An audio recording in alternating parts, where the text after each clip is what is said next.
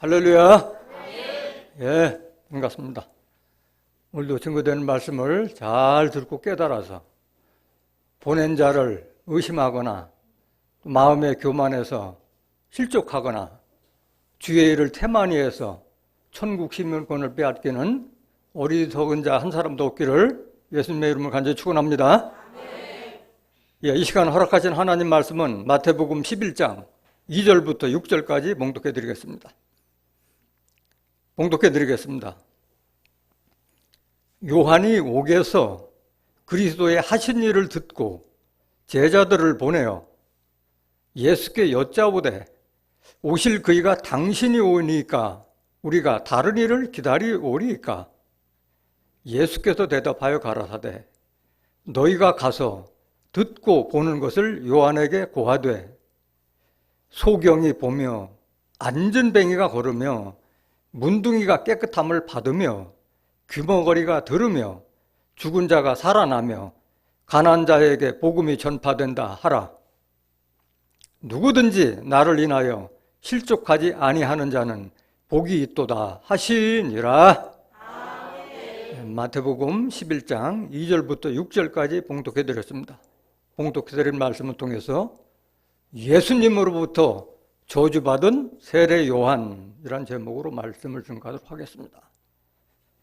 예수님으로부터 저주받은 세례 요한. 놀라운 제목입니다. 오늘날 하나님과 예수 그리스도를 믿는 많은 사람들이 세례 요한을 위대한 선지자요, 순교자로 알고 있는데 그 세례 요한이 예수님으로부터 저주받았다는 이 제목은 정말 천지개벽할 그런 제목입니다. 그런 사람들이 보기에는 저 목사 이단 아니야? 그런 얘기하는 사람도 있을 겁니다. 유전과 전통으로 하나님을 믿고 예수님을 믿고 그런 신앙을 하는 사람들의 눈으로 봤을 때는 저는 분명히 이단입니다. 이단이라는 것은 끝이 다른 얘기예요. 이단과 참단은 끝이 다를 뿐이에요. 그 끝이 천국이냐 지옥이냐 그것이 다를 뿐이지 이단은 분명 이단입니다. 그 자들이 봤을 때는. 그런데 성경적으로 봤을 때는 참단 중에 참단이요. 최근 그 한창 주가를 올리고 있는 영탁이 노래 가사처럼 찐이야. 완전 찐이야. 진짜가 나타났다. 깨닫기를 원합니다.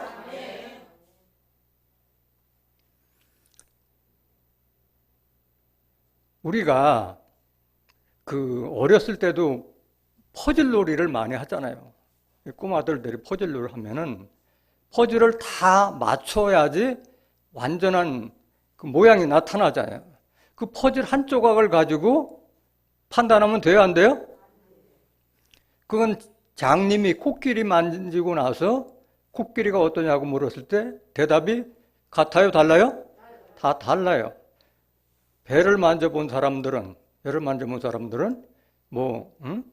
벽 같아, 논바닥 같아 이렇게 하는 사람도 있겠고 또 다리를 만져본 사람은 무슨 나무기둥 같다. 꼬리를 만져본 사람은 뱀꼬리가 뱀과 같다. 이렇게 각각 다릅니다.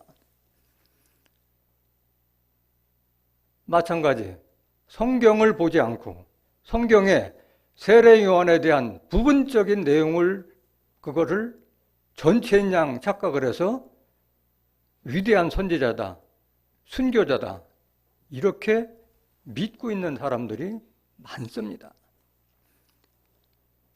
그 사람들은 성경을 알지 못하기 때문에 성경을 오해하고 있는 거예요.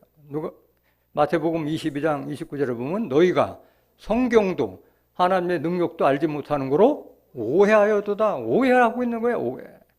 성경 전체를 봤을 때 입체적으로 확인을 하고 믿어야지 한 부분만을 보고 그렇게 믿어서는 안 될 줄로 믿습니다. 분명히 세례 요한을 위대한 선지자요 순교자로 믿고 있는 자는 소경, 귀머거리, 종 밑에서 신앙하는 자고 본인도 그동안 영안을 뜨지 못한 영적 소경이고 귀머거리라는 것을 이 말씀을 다 듣고 나면 깨닫게 될 줄로 믿습니다.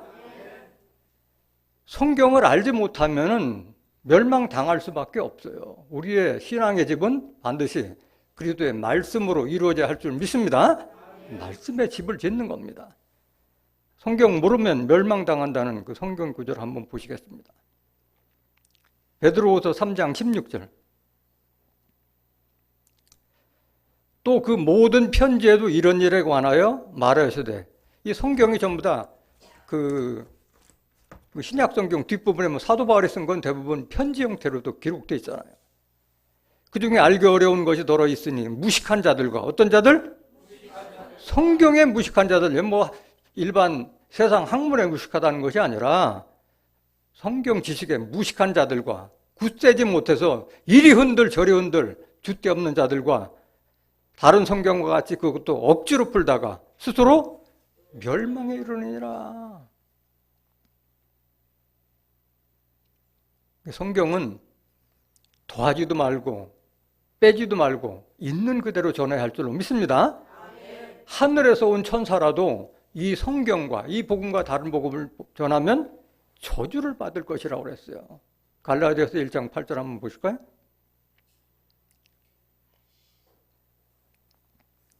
그러나 우리나 혹 하늘로부터 온 천사라도 우리가 너희에게 전한 복음 외에, 이 성경 외에 다른 복음을 전하면 뭘 받을지어다?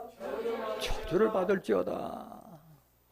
성경은 더하지도 말고 빼지도 말고 있는 그대로 전하되, 문자적인 것을 해석하기 어려우니까 그거를 실상으로 알 수 있게끔 비유를 실상으로, 또 짝을 찾아서 연관되는 말씀을 보여줌으로써 깨닫게 해야 줄 또 믿습니다.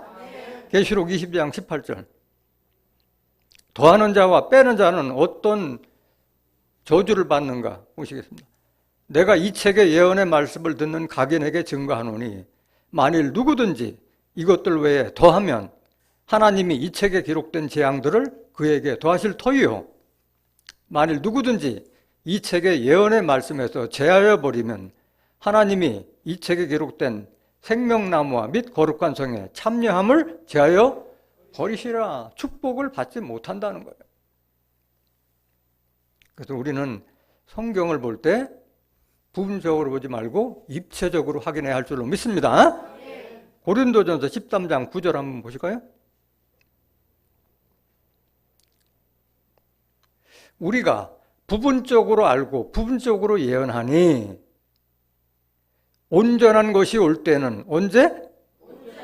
온전한 것이 올 때는 부분적으로 하던 것이 패하리라. 오늘 여러분들이 부분적으로 알던 그 얄팍한 지식이 다 패해지고 온전한 것을 깨닫는 시간 되시길 원합니다.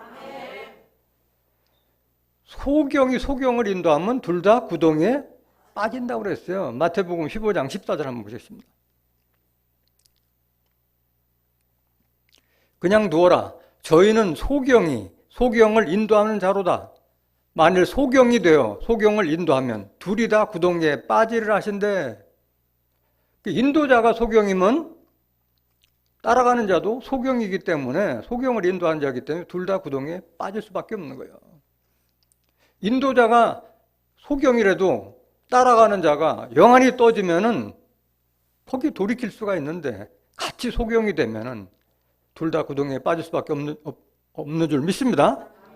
그렇기 때문에 여러분들은 모든 영을 다 믿지 말고 그 영이 하나님께 속하였는가 시험하라고 그 말씀을 확인하고 따라가야 할 줄로 믿습니다.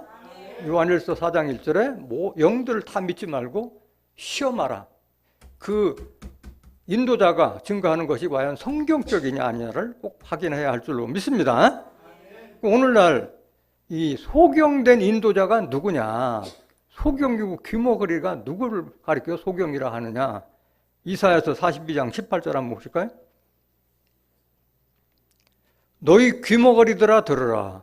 너희 소경들아 밝히 보라. 말이 돼야 안 돼요? 육신적인 소경한테 얘기하는 거예요? 영적인 소경한테 얘기하는 거예요?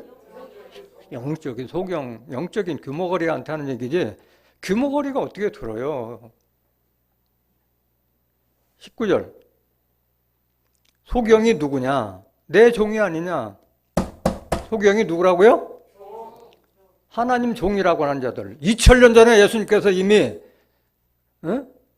율법 때문에 우리가 다 종이 되었고 죄인 되었던 것을 예수님이 십자가 지심으로 말미암아 죄인에서 의인으로, 종에서 아들로 영을 주어서 아들 되게 했음에도 불구하고 종이라고 하는 자들, 이 자들이 소경이고 귀머거리인 줄 믿습니다.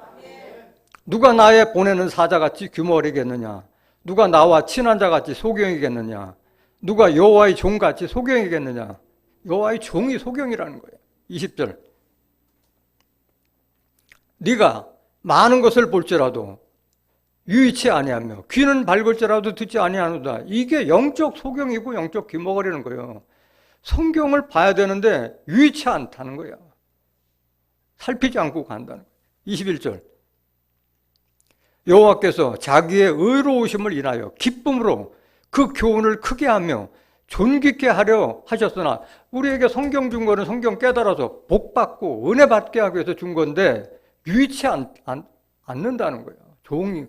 종된 소경 귀머거리들은. 22절. 이 백성이 도적 맞으며, 이 종된 소경 밑에 있으면 뭘 맞아요?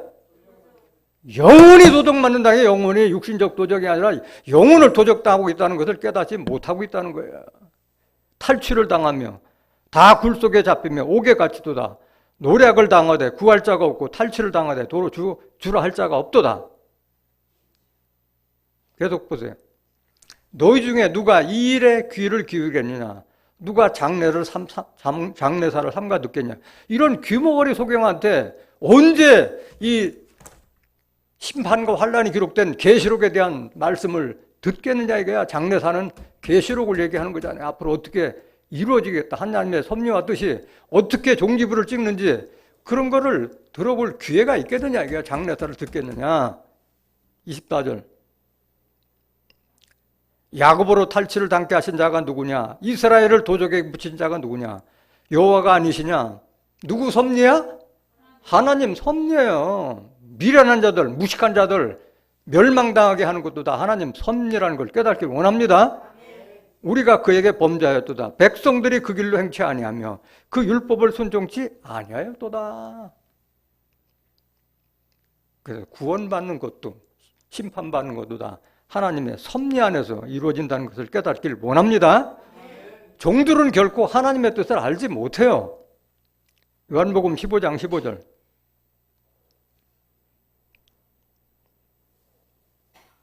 이제부터는 너희를 종이라 하지 아니하리니. 그럼 이제부터 종이라 하지 아니하는 거. 이제까지는 뭐였다는 거예요? 종이었다는 거예요. 예수님 제자들도 다 종이었다는 거예요. 종은 주인의 하는 것을 알지 못해요. 종은 결코 주인의 하는 것을 알지 못해요. 말단 사원이 사장님과 회장님 하는 일을 어떻게 알아요? 근데 아들은 그 회사 안 다녀도 아버지가 뭐 하는 분인지 알아요? 몰라요? 알아요. 아들이기 때문에 알아요.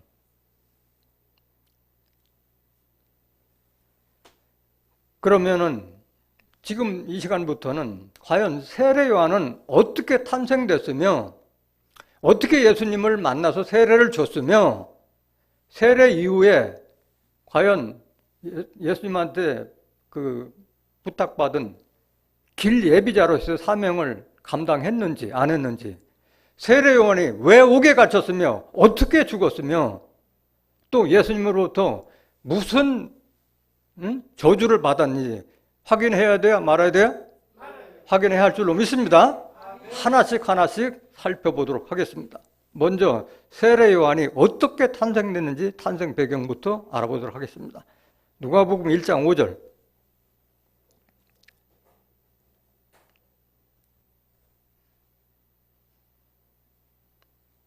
유대왕 헤롯 때에 아비야 반열에 제사장 하나가 있으니 이름은 사가랴요. 그 아내는 아론의 자손이니 이름은 엘리사벳이라. 이 두 사람이 하나님 앞에 의인이니 주의 모든 계명과 규례대로 흠이 없이 행하더라. 엘리사벳이 수태를 못하므로 저희가 무죄하고 두 사람의 나이 많더라. 마침 사가랴가 그 반열의 차례대로 제사장의 직무를 하나님 앞에 행할세 제사장의 전례를 따라 제비를 뽑아 주의 성소에 들어가 분향하고 모든 백성은 그 분향하는 시간에 밖에서 기도하더니 주의 사자가 저에게 나타나. 누가 나타나? 하나님의 사자가 사가랴에게 나타나 향단 우편에 선지라. 사가랴가 보고 놀라며 무서워하니 천사가 일러 가로되 사가랴여 무서워 말라. 너의 간구함이 들린지라. 네 아내 엘리사벳이 네게 아들을 낳아주리니 그 이름을 뭐라? 요한이라 하라. 그 요한은 누구의 아들이에요? 제사장인 사가랴의 아들이었어요. 너도 기뻐하고 즐거워할 것이요 많은 사람도 그의 남을 기뻐하리니 이는 저가 주 앞에 큰 자가 되며 앞으로 올 주 앞에 큰 자가 되며 포도주나 도주를 마시지 아니하며 모태로부터 성령의 충만함을 입어 이스라엘 자손을 주 곧 저희 하나님께로 많이 돌아오게 하겠습니다. 이스라엘 자손을 하나님에게로 돌이키게 하는 것이 이 요한의 사명인 줄 믿습니다.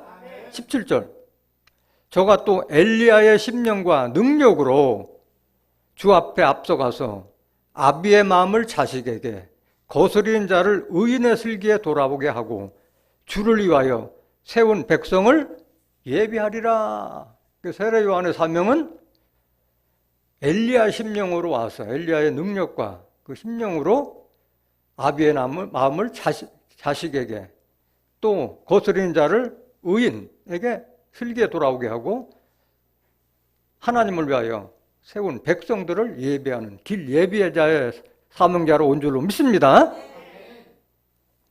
이것을 세례 요한이 탄생되기 전에 400년 전에 말라기 선지자가 예언을 했어요. 말라기서 4장 5절 한번 보시겠습니다.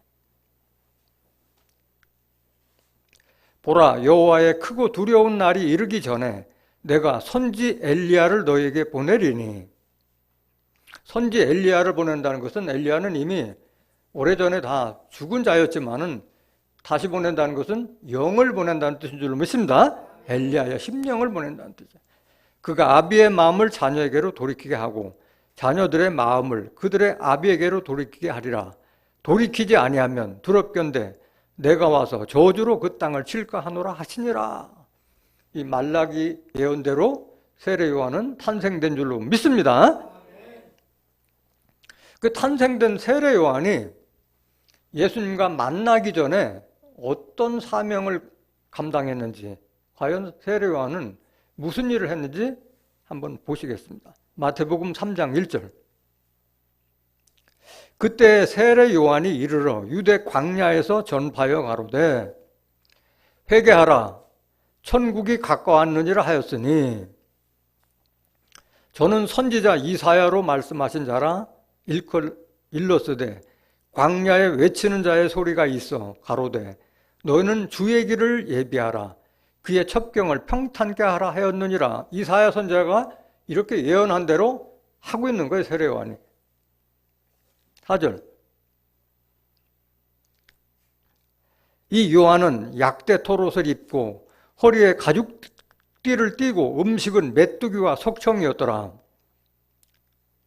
잘 먹었어요? 아니면 가난하게 살았어요? 잘 먹고 잘 살았어요. 응? 그 당시에 이스라엘 사람들은 로마의 속국이 돼서 감히 뭐 약대 토롯이나 석청은 지금도 부자들도 석청 먹기 쉽지 않아요. 이때 예루살렘과 온 유대와 요단강 사방에서 다 그에게 나와 자기들의 죄를 자복하고 요단강에서 그에게 세례를 받더니 요한이 많은 바리새인과 사두개인이 세례 베푸는 데 오는 것을 보고 이르되 독사의 자식들아 누가 너희를 가르쳐 임박한 진노를 피하라 하더냐. 예수님도 마찬가지. 그 마태복음 23장 33절에 이 독사의 자식들아 뱀들아 독사의 자식들아 너희가 어떻게 지옥의 판결을 피하겠느냐 할 정도로 율법사 바리새인들을 책망을 했듯이 그 젊은 세례 요한이 봐도 아버지 제사장 사가랴 밑에 있는 그 아들로서 봤을 때도 율법사나 바리새인들이나 이렇게 하는 것이 옳지 못하기 때문에 그들을 보고 독사의 자식들아 책망을 했어요. 계속 보시겠습니다. 그러므로 회개에 합당한 열매를 맺고 속으로 아브라함이 우리 조상이라고 생각지 말라. 내가 너에게 이르노니 하나님이 능히 이 돌들로도 아브라함의 자손이 되게 하시리라. 그러니까 그 율법자나 바리새인들은 돌보다 낫다는 거예요? 돌보다 못하다는 거예요? 돌보다도 못하는 취급을 하고 책망을 하고 있는 거예요. 10절. 이미 도끼가 나무 뿌리에 놓였으니 좋은 열매 맺지 아니하는 나무마다 찍혀 불에 던지우리라. 심판을 받을 것을 이렇게 예언했어요. 11절. 나는 너희로 회개케 하기 위하여 물로 세례를 주거니와. 세례요한은 무슨 세례를 줬어요? 자기 그 마음을 회개케 하고, 죄를 졌으면 자기를 잘못했다 해서 회개케 하기 위해서 물로 세례를 주거니와 내 뒤에 오시는 이는 나보다 능력이 많으시니 나는 그의 신을 들기도 감당치 못하겠노라. 내 뒤에는 누군지 모르지만 내 뒤에 오실 분은 능력이 많은 분이라서 나는 그분의 하인과 같이 그분이 신고 다니는 그 신발을 메고 다니는 그것도 감당치 못할 정도로 나하고는 너무 격차가 높은 분이라 이렇게 칭송을 하고 있어요. 그는 성령과 불로 너에게 세례를 주실 것이요 나는 회개하게 하기 위해서 물 세례를 주거니와 내 뒤에 오시는 분은 성령과 불 세례를 주실 것이라고 증거를 했어요. 12절. 손에 키를 들고 자기의 타작마당을 정하게 하사 알곡은 모아 곳간에 들이고 쭉정이는 꺼지지 않는 불에 태우시리라. 이런 증거를 했습니다. 예수님을 만나기 전까지. 예수님의 얼굴도 한 번도 본 적이 없어요. 그래서 오실 그 사람에 대한 그 사명과 그분의 능력에 대해서는 칭찬했고 그 다음에 율법사 바리새인들을 책망한 것은 맞아요. 세례 요한이 한 사명은 여기까지입니다. 그 이후로는 그 아비의 마음을 자식에게, 자식의 마음을 아비에게로 돌이키는 길 예비자로서의 사명은 하나도 하지 못했어요. 요게 다예요.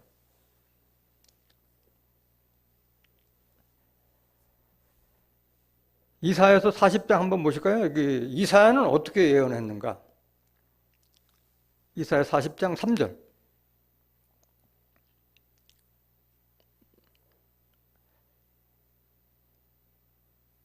하나님의 대로를 평탄케 하라. 외치는 자의 소리여 가로되 너희는 광야에서 여호와의 길을 예비하라. 사막에서 우리 하나님의 대로를 평탄케 하라. 골짜기마다 도두어지며 산마다 작은 산마다 낮아지며 고르지 않은 곳이 평탄케 되며 험한 곳이 평지가 될 것이요. 이 광야에서 외치는 자는 무슨 일을 하고 있는 거예요? 골짜기마다 도두어지며, 골짜기는 높이고 큰 산은 낮추고 평지화 작업을 하는 거예요. 여기에 산은 뭘 상징하고 있는 거예요? 교회나 종교단체를 상징하고 있는 거예요. 에스겔서 6장 3절 한번 보실까요? 이르기를 이스라엘 산들아 주 여호와의 말씀을 들으라. 주 여호와께서 산과 작은 산과 시내와 골짜기를 대하여 말씀하시기를 나고 내가 칼로 너에게 임하게 하여 너희 산당을 멸하리니. 그래서 길 예비자의 사명은 이런 역할을 하는 거예요. 높은 산을 낮추고 낮은 골짜기를 높이는 그 평탄 작업을 하라고 하는 것인데, 지금 그 세례 요한은 그런 길 예비자로서의 사명뿐만 아니라 산들을 평탄케 하는 아무런 역할도 하지 못한 줄 믿습니다. 아무런 하지 못했어요.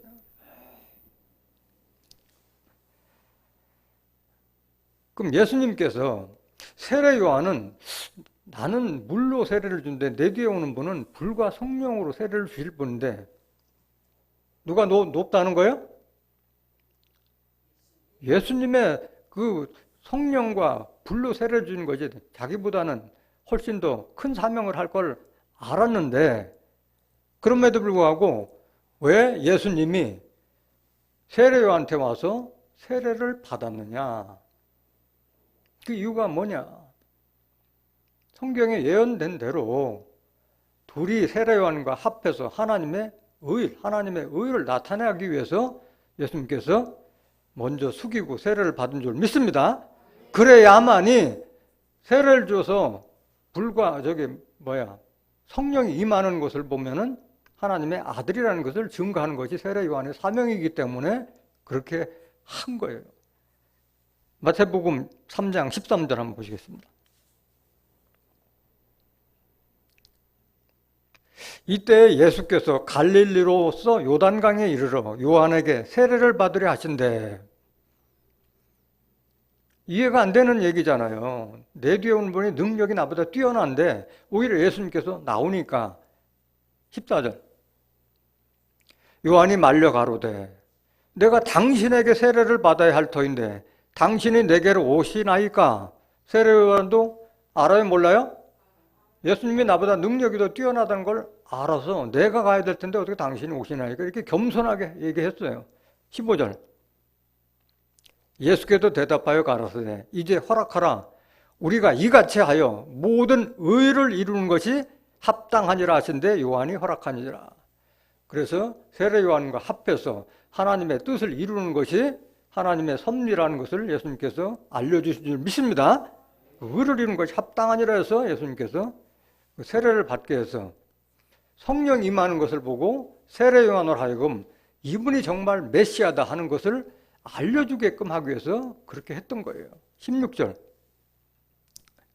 예수께서 세례를 받으시고 곧 물에서 올라오실 때 하늘이 열리고 하나님의 성령이 비둘기같이 내려 자기 위에 임하심을 보시더니 하늘로서 소리가 있어 말씀하시되 이는 내 사랑하는 아들이요 내 기뻐하는 자라 하시니라.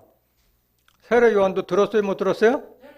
다 들었어요. 성령이 비둘기같이 임하는 것도 봤고 또 사랑하는 내 아들이라는 음성까지도 들었어요. 세례 요한은. 이렇게 예수님과 이렇게 한번 만나고 난 이후에 세례 요한의 행적은 과연 어떻게 바뀌느냐. 예수님을 만난 이후에 행적을 확인해야 할 줄로 믿습니다. 세례 요한은 자기의 사명을 인식하지 못했어요. 예수님의 제자들이 유대인을 만날 때마다 유대인들이 시비를 걸어요. 그건 뭐 예수님 왜 따라다니느냐. 그러니까 이분이 정말 오실 메시아로 믿고 우리가 따라다닌다 하니까 그분이 메시아가 확실하다면 그 전에 엘리야가 먼저 와야 된다. 그럼 엘리야가 누구냐고 제자들한테 물으니까 제자들이 무식해도 알아요 몰라요? 모르니까 예수님한테 물어요. 그가 오시기 전에 엘리야가 먼저 와야 된다고 하는데 엘리야가 도대체 누구냐? 그때 예수님이 그 자가 바로 세례 요한이라고 증거를 해줘요. 그 말씀 한번 보시면 마태복음 17장 10절 제자들이 묻자와 가로되 그러면 어찌하여 서기관들이 엘리야가 먼저 와야 하리라 하나이까? 예수께서 대답하여 가라사대 엘리야가 과연 먼저 와서 모든 일을 회복하리라. 내가 너에게 말하노니 엘리야가 이미 왔으되 왔어요 안 왔어요? 왔어요. 왔으되 사람들이 알지 못하고 임의로 대화하였도다. 인자도 이와 같이 그들에게 고난을 받으리라 하시니 인자는 누구예요?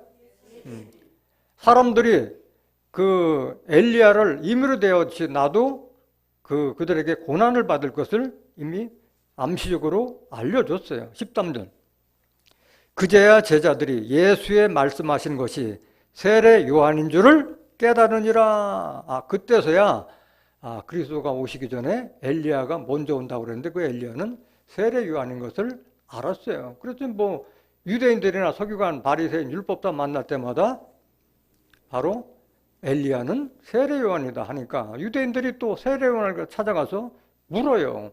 네가 누구냐고 물어요. 그때 세례 요한이 뭐라고 그 답변을 한번 보시겠습니다. 요한복음 1장 19절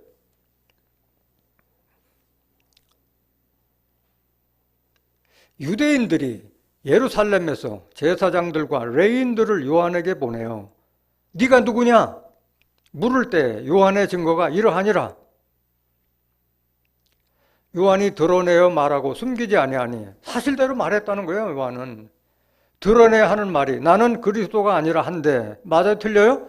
맞지? 나는 그리스도가 아니라는 건 맞았어요. 21절 또 묻대. 그러면 무엇? 네가 엘리야냐? 엘리야라고 물었으면은 얘라고 해야 돼요? 아니라고 해야 돼요? 이해라고 해야지. 예수님께서도 세례 요한이 엘리야라고 얘기했고, 아니 자식을 못 낳다가 늦은 나이에 제사장 됐던 그 사가랴에 눈을 감기게끔 해놓은 사서 그 귀한 요한을 낳는데, 부모가 그 자식 성장하면서 너를 이렇게 낳았다고 잉태한 얘기 해줬겠어요? 안 해줬겠어요? 자식들한테 꿈 얘기 다 해주잖아. 해먹네. 너는 너 날 때 이렇게 내가 태몽 꿨다고 얘기할 거 아니에요. 그럼에도 불구하고 자기는 아니라고 한 거예요. 나는 아니라. 그럼 뭐 예수님의 말이 우습게 돼버리잖아요. 분명히 세례 요한이 엘리라고 그랬는데 난 아니라. 또 묻대. 네가 선지자냐? 대답하되 뭐다? 아니라. 선지자도 아니라는 게 자기는. 그 선지자도 아니고 엘리야도 아니고 도대체 뭐라고 하는 거냐. 22절. 또 말하되 누구냐? 우리를 보낸 이들에게 대답하게 하라. 너는 내게 대해 무엇이라는? 네가 도대체 정체가 뭐냐? 네 정체가. 그때 대답하는 말. 가로되 나는 선지자 이사야의 말과 같이 주의 길을 곧게 하라고 광야에서 외치는 자의 소리로 하니라. 근데 주의 일을 곧게 했느냐 안 했느냐? 하나도 한 게 없어요.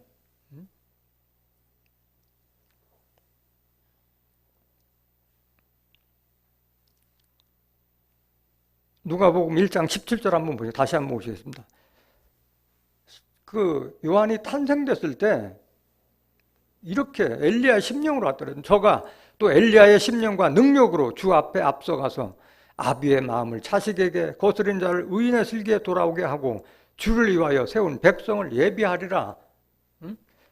하나님의 천사가 이렇게 부모님한테 다 알려줬는데도 불구하고 세례 요한은 장성한 자가 됐는데도 자는 엘리야도 아니다, 선지자도 아니다, 광야에서 외친 자의 소리로도 하면서도 광야에서 평탄 작업할 산을 골짜기를 돋우고 산을 낮추는 그런 역할을 하나도 한 것이 없어요.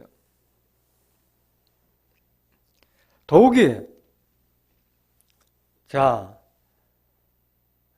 하나님의 일을 온전히 이루기 위해서는 나보다 더 능력이 뛰어난 분이 오셨고 그 다음에 성령이 비둘기같이 임하는 것을 보고 천사의 하나님의 음성을 들었으면은 세례 요한은 베드로보다 앞서가서 예수님의 제자가 되어야 할 줄로 믿습니다. 그럼에도 불구하고 세례 요한은 그걸 거부했어요. 세례 요한 밑에 있었던 안드레와 베드로는 이미 예수 그리스도가 그리스도라는 것을 알고 그에게 갔어요. 제자 둘이나 갔음에도 불구하고 계속 자기는 나머지 제자들을 끌어안고 있었어요. 자기를 포함해서 몽땅 데려가서 예수님의 제자가 돼서 그 일을 도와야 되는데 예수님에게 세례를 베푼 이후에 단 한 번도 예수님을 찾아가서 하나님의 말씀을 예수님으로부터 들었거나 예수님을 도운 사실이 하나도 없습니다. 요한복음 1장 35절. 또 이튿날 요한이 자기 제자 중 두 사람과 함께 섰다가 예수의 다니심을 보고 말하되 보라 하나님의 어린 양 이로다. 자기가 세례를 줬고 비둘기같은 성령이 임하는 것도 봤고 또 하나님의 음성을 들었기 때문에 이렇게 증거를 하고 있어요. 예수의 37절. 두 제자가 그의 말을 듣고 예수를 쫓거든. 그 말 하자마자 자기 세례원을 따라가던 그 두 제자가 예수를 쫓아갔어요. 그 자가 누구냐? 예수께서 돌이켜 그 쫓는 것을 보시고 물어 가라사대 무엇을 구하느냐? 가로되 랍비여 어디 계시오니까 하니 랍비는 번역하면 선생이라. 예수께서 가라사대 와 보라. 그러므로 저희가 가서 계신 데를 보고 그날 함께 거하니 때가 제 10시쯤 되었더라. 요한의 말을 듣고 예수를 쫓는 두 사람 중에 하나는 시몬 베드로의 형제 안드레라. 다음 그가 먼저 자기의 형제 시몬을 찾아 말하되 우리가 메시아를 만났다. 누구를 만났다? 메시아를 만났다 하고 메시아는 번역하면 그리스도다. 우리가 그리스도를 만났다. 제자들도 깨닫고 돌이키고 예수에게 가는데 세례 요한은 나머지 제자들을 끌어안고 있었던 거예요. 계속 보시겠습니다. 42절. 데리고 예수께로 오니 예수께서 보시고 가라사대 네가 요한의 아들 시몬이니 장차 게바라 하리라 하시니라. 게바는 번역하면 누구다? 베드로다. 베드로의 옛 이름은 피시몬 게바였던 줄로 믿습니다. 또 내 뒤에 오시는 예수님은 불과 성령으로 세례를 주시는 분이라면 내가 회개케하기위한 세례를 계속 줘야 돼요? 아니면 멈춰야 돼요? 멈추고 많은 제자들을 포함해서 많은 사람을 예수님에게 성령의 세례를 받게끔 해줘야 되는데 계속 그 짓을 하고 있는 거예요. 예수님이 세례를 주는 곳에도 다른 데서 대적하고 있는 거예요. 한번 보실까요? 그 이후의 행적을 어떻게 하고 있는지. 요한복음 3장 22절. 이후에 예수께서 제자들과 유대 땅으로 가서 거기 함께 유하시며 세례를 주시더라. 요한도 살렘 가까운 에노에서 세례를 주니 거기 물들이 많음이라. 사람들이 와서 세례를 받더라. 이 짓을 하고 있는 거예요.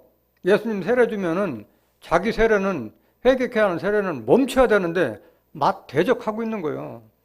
누가 더 많이 모으냐 이걸 하고 있는 거예요. 24절. 요한이 아직 옥에 갇히지 아니었더라. 옥에 갇히기 전에 이런 일을 한 거예요. 25절. 이에 요한의 제자 중에서 한 유대인으로 더불어 결례되어 변론이 되었더니 저희가 요한에게 와서 가로되 랍비여 선생님과 함께 요단강 저편에 있던 자 곧 선생님이 증거하시던 자가 세례를 주매 사람이 다 그에게로 가더이다. 말하는 거 한번 보세요. 세례 요한의 제자가 이렇게 싸가지 없는 얘기를 하고 있어요. 지금 자기 세례 요한에게는 선생님, 랍비요, 선생님과 함께 요단강 저편에 있던 자, 예수님을 놈자자로 낮추고 세례 요한을 선생님으로 높이고 있어요. 말이 돼야 안 돼요? 평상시에 세례 요한이 예수를 어떻게 제자들 앞에서 얘기하는 것을 단편적으로 알 수 있는 줄 믿습니다. 27절. 요한이 대답하여 가로되 만일 하늘에서 주신 바 아니면 사람이 아무것도 받을 수 없느니라. 나의 말한 바 나는 그리스도가 아니요 그의 앞에 보내심을 받은 자라고 한 것을 증거할 자는 너희니라. 이것도 말이 돼야 한대요. 자, 예수님 이분이 메시아다. 이분이 불과 성령으로 세례를 주신 분이다. 다 우리는 저분의 말씀을 믿어야 된다고 했는데도 불구하고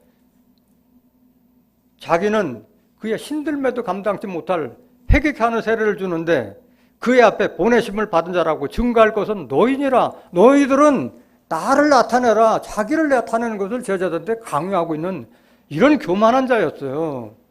깨닫기를 원합니다. 자기가 몸서에서 솔선수범해서 예수를 증거하고 예수를 많은 사람들한테 입증을 해야지. 그러면은 얼마나 수월해요. 자, 제사장의 아들이요. 인물 좋아, 학벌 좋아. 거기다가 부자야. 약대토를 입고 석청과 메뚜기를 먹고 가죽띠를 입고 다니는 그런 자가 이분이 진짜야 했을 때는 많은 사람 믿잖아요. 사람들도 그래요. 마찬가지. 이 시대도 마찬가지. 아, 저 사람이 믿으면 틀림없을 거야. 그런 사람 믿잖아요. 그렇게 권위 있는 사람. 그런데 세례 요한은 그 역할을 하지 않은 거예요. 자기를 나타내고, 자기가 길리에비자라는 것을 제자들한테 나타낼 건 너희라. 이런 자가 어디 있냐고. 이런 교만한 자가 어디 있어요. 29절. 신부를 취하는 자는 신랑이나 서서 신랑의 음성을 듣는 친구가 크게 기뻐하나니 나는 이러한 기쁨이 충만하였도다. 이 교만이 극치를 떨고 있는 거야 지금. 자, 예수님을 만나기 전에는 나는 그의 신들매도 감당치 못하겠노라 했던 이 겸손하던 자가 예수님 만난 후에는 어디까지 올라갔어요? 친구까지 올라가고 있어요. 언제 세례 요한이 예수님의 친구가 됐어요? 친구라는 정의도 몰라. 예수님은 누구를 보고 친구라고 그랬어요? 너희를 이제부터는 종이라 하지 아니하리니 응? 종은 주인이 하는 것을 알지 못함이라. 이제부터는 너를 친구라 하였노니 내가 아버지께 받은 것을 다 너희에게 증거하였노라. 하나님의 뜻을 증거받은 자가 예수님의 친구가 될 줄로 믿습니다.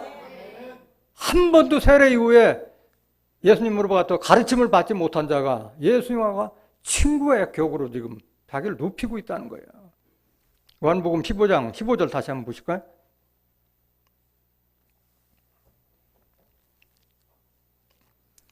이제부터는 너희를 종이라 하지 아니하리니 종은 주인의 하는 것을 알지 못함이라 너희를 친구라 하였느니. 예수님이 자기 제자들에게 하는 얘기예요. 제자들을 친구라 하였느니 내가 내 아버지께 들은 것을 다 너에게 알게 하였습니다. 예수님의 말씀을 들은 자가 예수님의 친구가 될 수 있는 줄 믿습니다. 계속 보세요. 요한복음 3장 29절.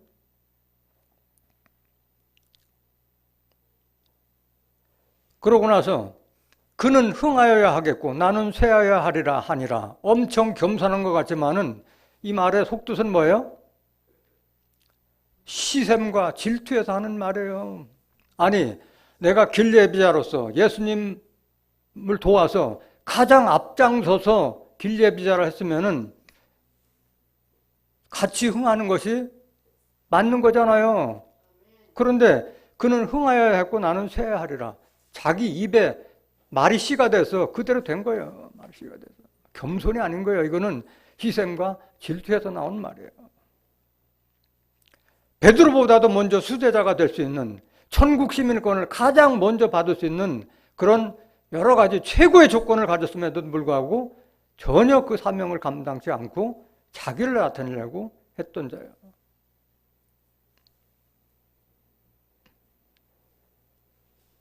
그 다음, 세례 요한은 무슨 일을 하다가 투옥됐으며 어떻게 죽었는가 한번 보겠습니다. 마태복음 14장 3절. 마태복음 14장 3절. 전에 헤롯은 그 당시에 유대 왕, 그 동생 빌립의 아내 헤로디아의 일로 요한을 잡아 결박하여 옥에 가두었으니 그때 이제 요한이 잡힌 거예요. 왜 잡혔느냐? 5절. 이는 요한이 헤롯에게 말하되 당신이 그 여자를 취한 것이 옳지 않다 하였음이라.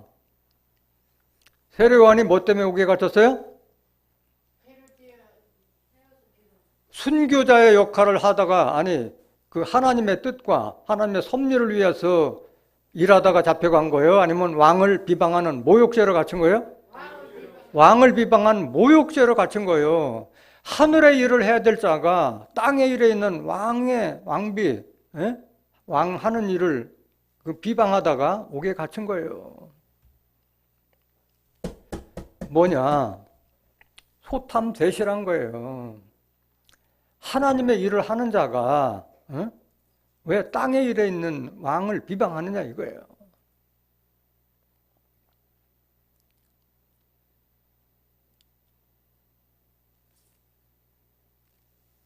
(5절) 헤롯이 요한을 죽이려 하되 민중이 저를 선지자로 여김으로 민중을 두려워하더니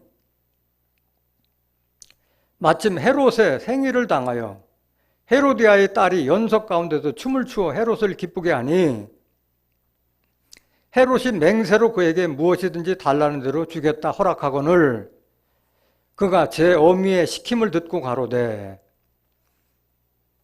자기 어미 헤로디아, 그 자기 동생의 아내를 취했는데 그것도 마찬가지 세례요한한테 비난을 받으니까 헤로디아도 괘씸하게 생각할 거 아니에요. 그러니까 그 헤롯이 뭐든지 다 들어준다고 하니까 어미가 딸한테 시킨 거예요. 어린 딸한테. 세례 요한의 머리를 소반에 담아 여기서 내게 주소서 하니 왕이 근심하나 자기의 맹세한 것과 그 함께 앉은 사람들 인하여 주라 명하고 사람을 보내 요한을 옥에서 목베어 그 머리를 소반에 담아다가 그 여아에게 주니 그가 제 어미에게 가져가니라. 이렇게 됐어요. 자, 세례 요한은 왕을 비판했는데 세례 요한은 왕을 비판할 자격이 있어요, 없어요? 왜 없어요? 왜 없어요?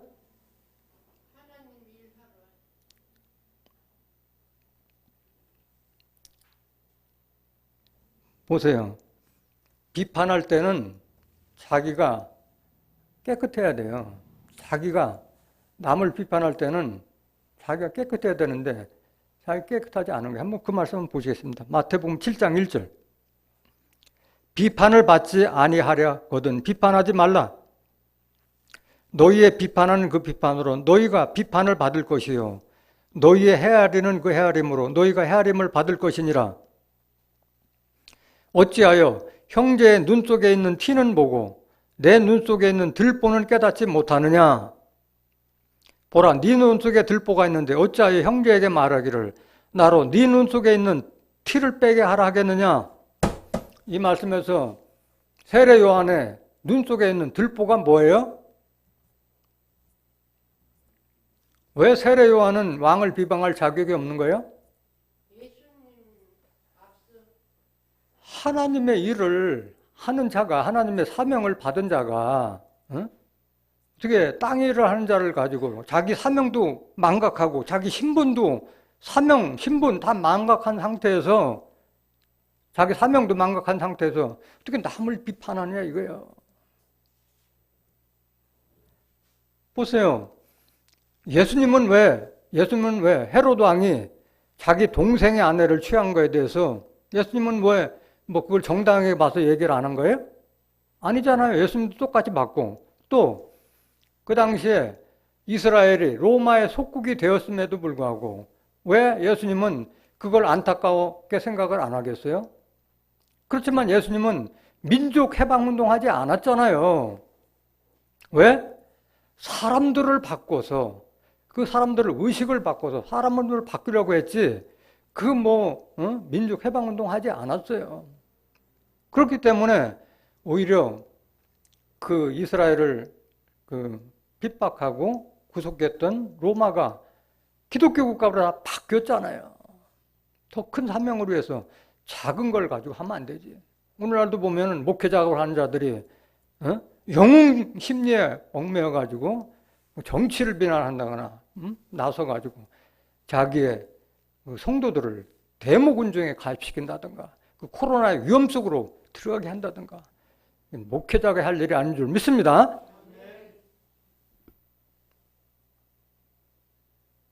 또 하나님의 순교자, 이 세례 요한을 순교자라고 믿고 있는 자들은 순교자의 개념도 모르는 사람들이에요. 성경에 명확하게 순교자는 어떤 사람이 순교자라고 되어 있는데 그 개념도 모르니까 순교자라고 믿고 있는 거예요. 순교자의 개념을 한번 보시겠습니다. 정확하게 뭐라고 정의했는지. 계시록 6장 9절. 다섯째 인을 떼실 때에 내가 보니 하나님의 말씀과 저희의 가진 증거를 인하여 죽임을 당한 영혼들이 제단 아래 있어. 여기 보면은 하나님의 말씀과 저희의 가진 증거를 인하여 죽임을 당한 영혼들이 제단 아래 있었는데 세례 요한이 언제 하나님의 말씀을 들었어요? 예수님에게서 한 번도 들어보지 못했잖아요. 요한복음 3장 31절 한번 보세요.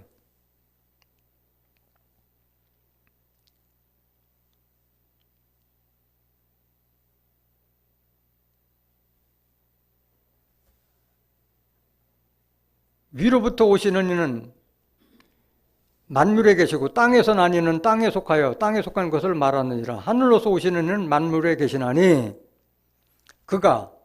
그는 누구예요?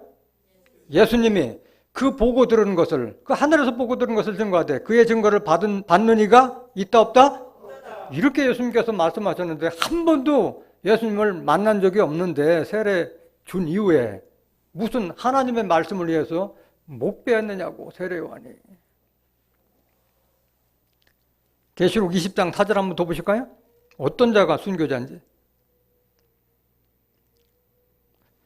또 내가 보자들을 보니 거기 앉은 자들이 있어 심판하는 권세를 받았더라. 또 내가 보니 예수의 증거와, 언제 세례 요한이 예수의 증거를 받은 적이 있어요? 말씀도 한 번도 못 들었는데 예수의 증거와 하나님의 말씀을 인하여 목배임을 받은 자의 영혼들과, 이게 순교자인데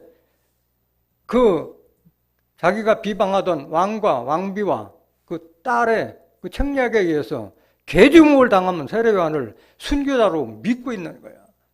성경을 알지 못하기 때문에 그렇게 믿고 있는 줄 믿습니다.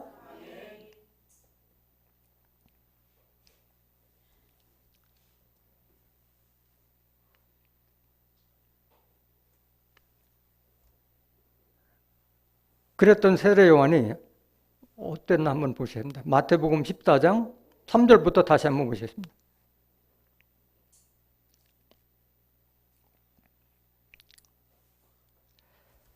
전에 헤롯이 그 동생 빌립의 아내 헤로디아의 일로 요한을 잡아 결박하여 옥에 가두었으니 이는 요한이 헤롯에게 말하되 당신이 그 여자를 취한 것이 옳지 않다 하였습니다.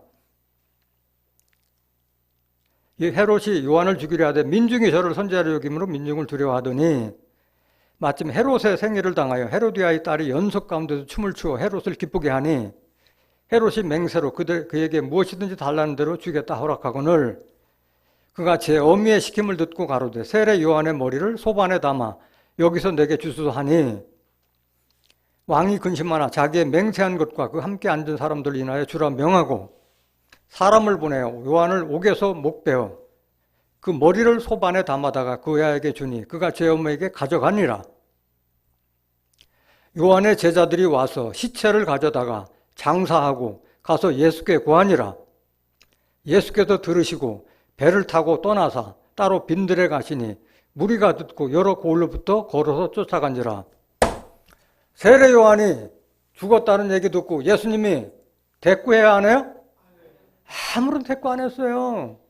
아니 길 예비자고 나를 도와서 하나님을 했으면은 당연히 세례 요한이 옥에 있을 때부터 구명운동하고 면회도 갔어야 되는데 한 번도 예수님 찾아간 적도 없었고 세례 요한이 죽었다고 하는데도 눈 하나도 끔찍 않고 다른 일 하잖아요. 야 가서 그래도 조문회를 하자 할 터만인데 그것도 없었어요. 아무런 대꾸하지 않았어요. 왜? 왜 그랬어요? 이미 예수님은 세례 요한이 옥에 갇혔을 때 세례 요한의 그 됨됨이를 그때 이미 다 판단해 버리셨기 때문에 그 이후로는 세례 요한은 그가 살던 죽던 예수님한테는 전혀 관심의 대상에서 멀어진 자였던 줄 믿습니다. 그게 오늘 본문 말씀이에요. 왜 예수님께서 세례 요한이 죽었다는 얘기를 들었어도 아무런 대꾸도 하지 않느냐. 그게 오늘 본문 말씀이에요. 보시겠습니다. 본문 말씀. 마태복음 11장 2절. 세례 요한이 옥에 있을 때 어떤 말을 했는지 한번 보세요. 요한이 옥에서 그리스도의 하신 일을 듣고 제자들을 보내요. 옥에 갇혔으면서도 깨닫지 못하고 아직도 제자들을 왔다 갔다 하고 있는 거예요. 제자들은 또 계속 또 면회를 가고 하는 거예요. 그때까지도 예수님에게 숙이고 들어가서 하겠다는 것이 없었어요. 제자들을 시켜서 예수께 여짜오되 제자들이 세례 요한을 면회 갔다가 와서 예수님한테 묻는 거예요. 세례 요한이 그렇게 물어보라고 얘기한 거예요. 제자들을 보고 예수께 여짜오되 오실 그이가 당신이 오이니까 우리가 다른 일을 기다리고 오리까? 말이 돼야 안 돼요? 아니 다른 사람들은 예수를 부인해도 이해가 되지만은 비둘기 같은 성령이 임하는 것을 눈으로 봤고 하나님의 음성을 천사의 음성을 들은 그가 네가 진짜냐 진짜 메시아냐 아니면 가짜냐 우리가 다른 사람 기다렸냐 그때까지 예수를 믿었던 거예요? 의심하고 있는 거예요? 의심하고 있는 자였어요. 의심하고 그 말을 여러분들이 예를 들어서 여러분들이 나한테 당신 진짜요 가짜요 얘기했을 때 가소로워요? 아니면 대꾸하고 싶어요? 가당찮잖아요. 그러니까 지금 우회적으로 책망하고 있는 거예요. 가서 그대로 전해라. 3절 예수께서 대답하여 가라사대 너희가 가서 듣고 보는 것을 요한에게 고하되 내가 한 그대로 가서 전해라 하는 얘기예요. 소경이 보며 안전뱅이가 걸으며 문둥이가 깨끗함을 받으며 귀머거리가 들으며 죽은 자가 살아며 가난한 자에게 복음이 전파된다 하라. 이 말은 뭐예요? 이게 지금 우회적으로 비유로 지금 세례 요한을 책망하고 있는 거야. 네 소경 아니냐 이놈아. 어? 너는 그 성령이 비둘같이 임하는 것도 다 받고 또 천사의 음성까지 들은 자가 어떻게 보지 못하느냐. 나를 봤으면은 내 안에 하나님이 계시다는 것도 알 텐데 어떻게 나를 보지 못하느냐. 책망하고 있는 거예요. 너 안전뱅이 아니냐. 너 두 다리 멀쩡한데 너 언제 한 번 나한테 와서 하나님 말씀 들은 적이 있느냐. 이 얘기하고 있는 거예요. 너 안전뱅이 아니냐. 너 문둥이 아니냐. 네 코, 귀, 눈 다 썩어 문드러져 가지고 보지 못하고 듣지도 못하고 말도 못하는 문둥이 아니냐 이 얘기야. 귀머거리 아니냐 귀머거리. 죽은 자가 살아나면 죽은 자, 너 죽은 자가 아니냐. 계시록 3장 1절에서 3절에 기록된 말씀까지 저희가 살았다는 이름 가졌으나 죽은 자로다. 행위의 온전함을 찾지 못하느니라. 길 예비자로서 아비의 마음을 자식에게로, 자식의 마음을 아비게로 돌이키는 그 엘리야 심령으로 길을 예비하는 사명도 하지 못하고 왕을 비방해서 하늘의 일을 해야 될 자가 세상의 일을 왕을 비방해서 소탐대실에서 그 짓 하고 있느냐. 지금 책망하고 있는 거예요. 가난한 자에게 복음이 전파된다 하는데 세례요한은 마음을 비웠다는 거예요? 안 비웠다는 거예요? 마태복음 5장 3절 심령이 가난한 자는 복이 있나니 천국이 저희 것이며.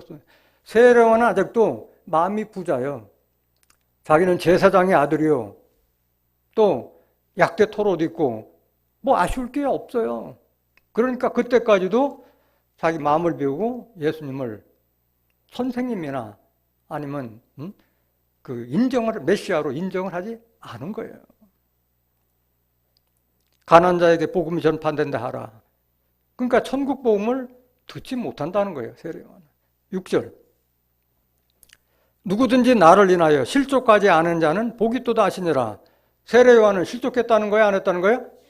실족했다는 것을 우회적으로 이렇게 얘기하고 있는 거예요. 누구든지 나를 인하여 실족하지 않은 자는 복이 있도다.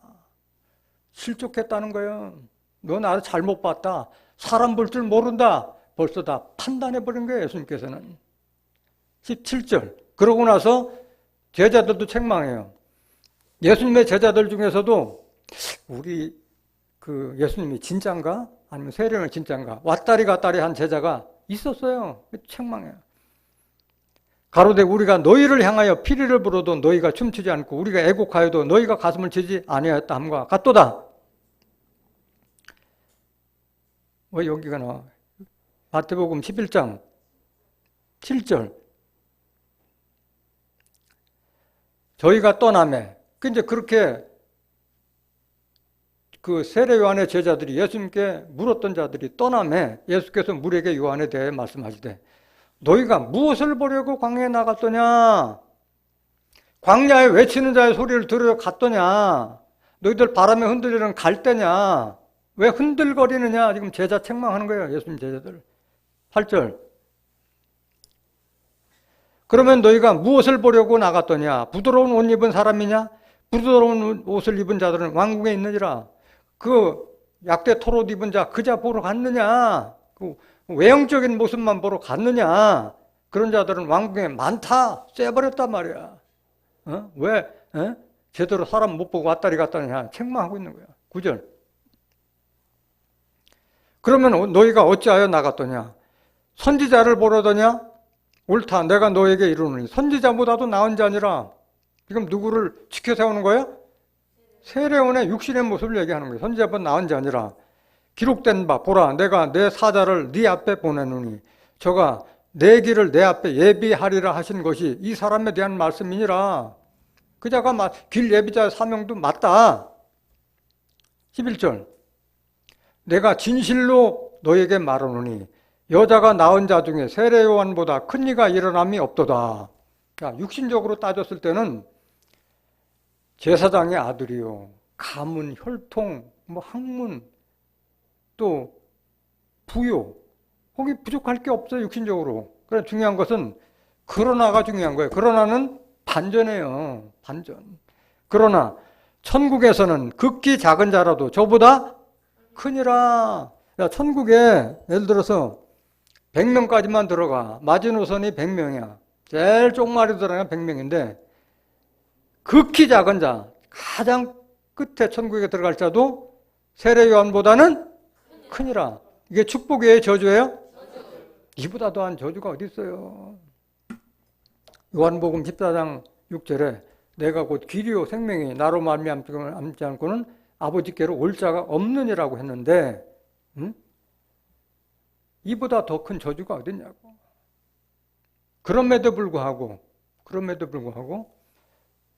세례 요한을 위대한 선지자로 착각하고 오해하고 있는 줄 믿습니다. 왜? 성경을 알지 못하기 때문에.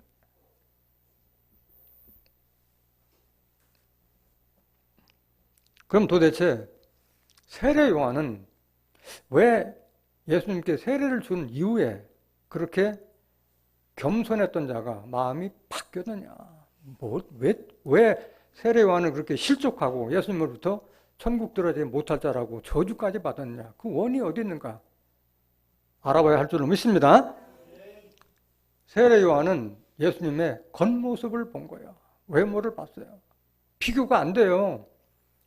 자기하고 그 차림새에 봤을 때는 비교가 안 되는 거예요. 신분에 봤을 때는 비교가 안 되는 거예요.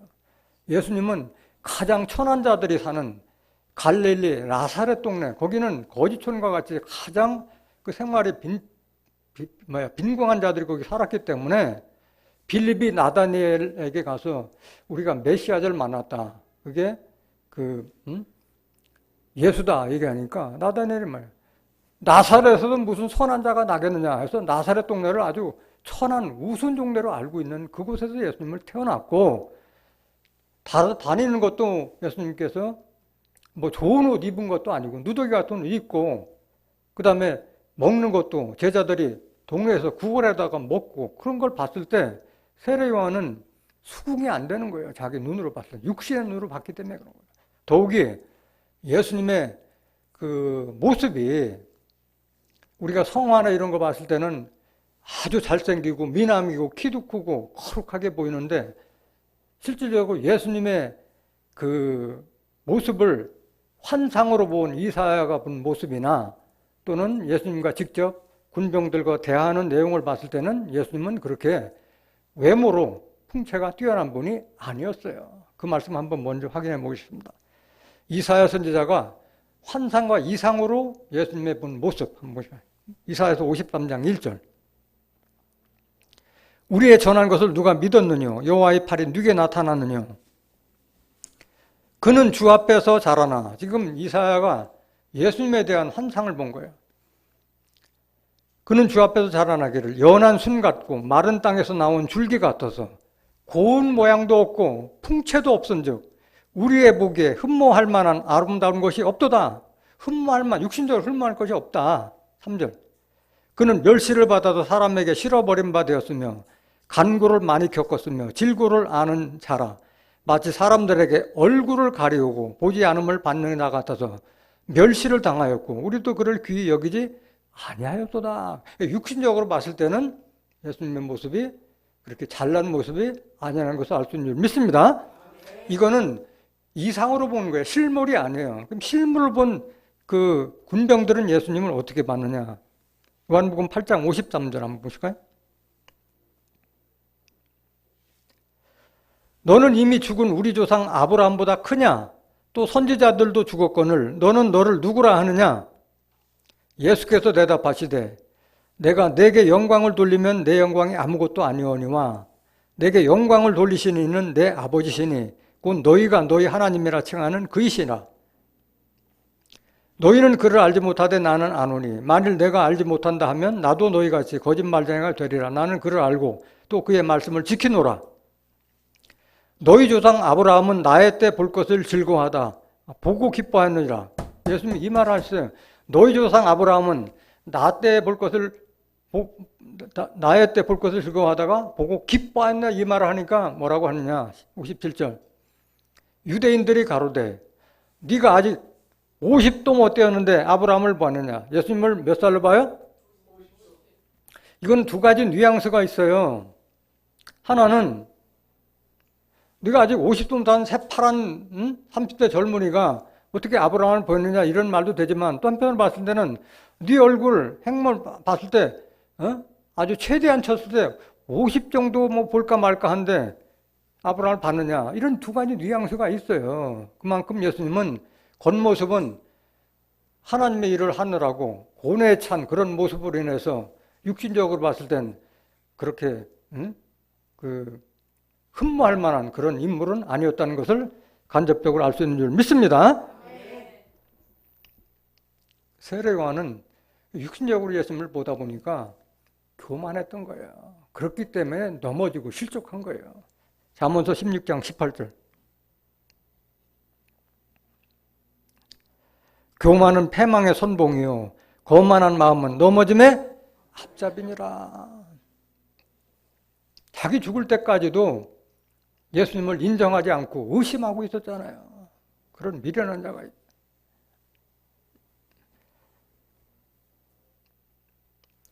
오늘 이 말씀을 통해서 그 세례요한은 위대한 선지자가 아니다, 순교자가 아니다, 그걸 깨달은 것이 중요한 것이 아니라 세례요한의 모습을 통해서 우리의 신앙을 돌이켜봐야 할 줄로 믿습니다.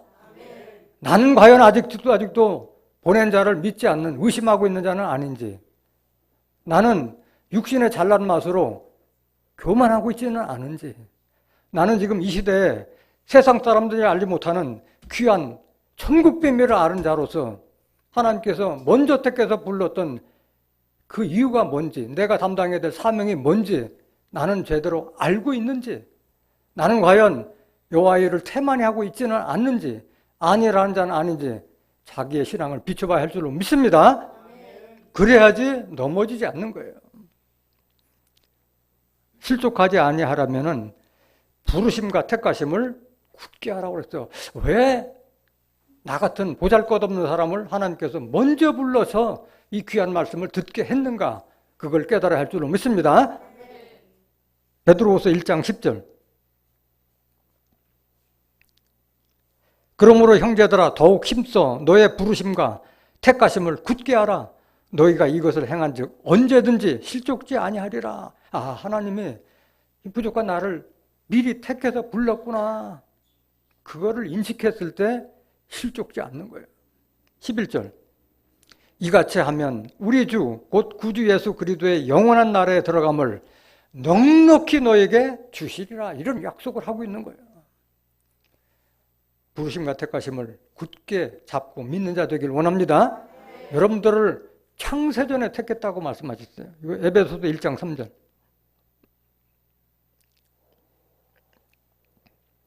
찬송하리로다. 하나님 곧 우리 주 예수 그리스도의 아버지께서 그리스도 안에서 하늘에 속한 모든 신령한 복으로 우리에게 복 주시되, 곧 창세전에 그리스도 안에서 우리를 택하사 깨닫길 원합니다.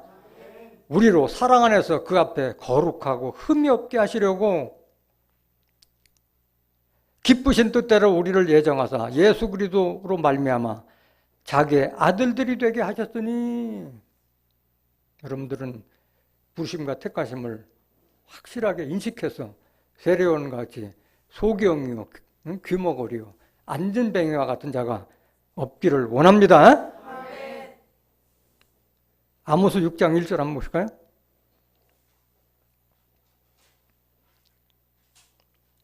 화 있을진저 시온에서 아니란 자와. 누가 화받아요? 시온에서 아니란 자. 하나님께서 오늘도 시온과 예루살렘의 공평과 정의를 위해서 지금 일하고 애쓰시고 계시는데 시온에서 아니란 자. 화가 있을 줄 믿습니다. 에레미야 48장 10절. 여호와의 일을 태만히 하는 자는 뭘 받을 것이라? 저주를 받을 것이요. 자기 칼을 금하여 피를 흘리지 아니한 자도 저주를 당할 것이로다. 십자가를 지는 마음으로 믿고 따라야 할 줄로 믿습니다. 이 귀한 세상 모든 것을 드러낼 수 있는 말씀의 칼을 받았으면서도 입 다물고 있는 자, 화가 있을 거라고 말씀하셨어요. 깨닫기를 원합니다. 크고 두려운 날 선지 엘리야가 온다고 그랬는데 세례 요한은 그림자적으로 온 거예요. 세례 요한이 왔을 때는 크고 두려운 날이 왔어요, 안 왔어요? 안 왔어요. 앞으로 올 때요. 크고 두려운 날이 올 때 주의 길을 예비하고 또 산을 평탄케 할 자는 말씀을 받은 우리의 사명이라는 것을 깨닫기를 원합니다. 요엘서 2장 31절 크고 두려운 날이 언제냐. 여호와의 크고 두려운 날이 이르기 전에 해가 어두워지고 달이 핏빛같이 변하려니와 누구든지 여호와의 이름을 부르는 자는 구원을 얻으리니 이는 나 여호와의 말대로 시온산과 예루살렘에서 피할 자가 있을 것이며 남은 자 중에 나 여호와의 부름을 받을 자가 있을 것임이니라. 계시록의 심판과 환란이 있을 때 피할 수 있는 장소는 시온과 예루살렘인 줄 믿습니다. 이 계시록 6장 12절부터 17절에 나오는 어린 양 예수의 진노 때 이런 큰 환란이 있을 줄 믿습니다. 그 날이 이르기 전에 여러분들은 엘리야의 심정을, 내 가족과 이웃들을 아버지 하나님께로 돌이키게 하는 길 예비자가 되어서 천국 시민권을 넉넉히 쉬어야 하는 존귀한 자들이 되시기를 예수님의 이름으로 간절히 축원합니다. 말씀 마치겠습니다.